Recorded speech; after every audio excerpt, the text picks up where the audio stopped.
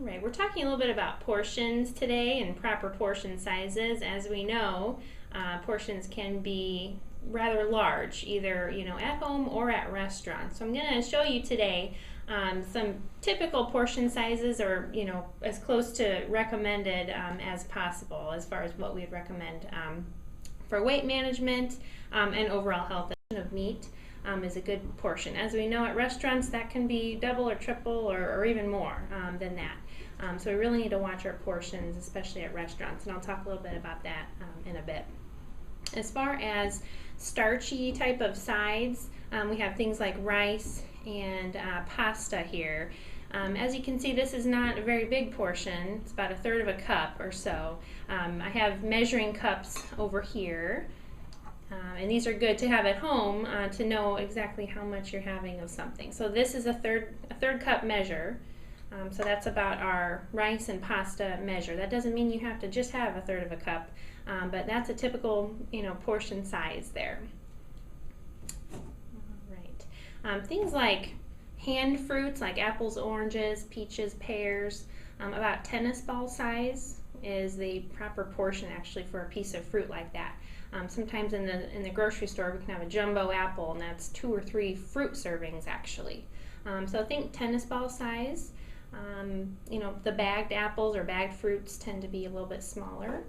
Also juice. This is a typical or a proper juice size, recommended size. It's about 4 ounces or a 1/2 a cup or so.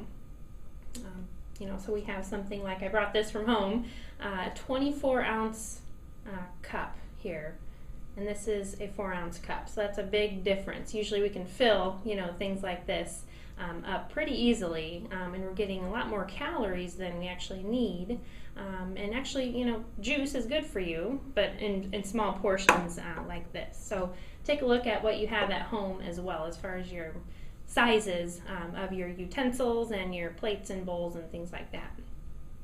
I have desserts here as well. I have a little brownie piece, and as you can see, again, this is pretty small, not what we're used to at the bakery or what we're served in the cafeteria and things like that.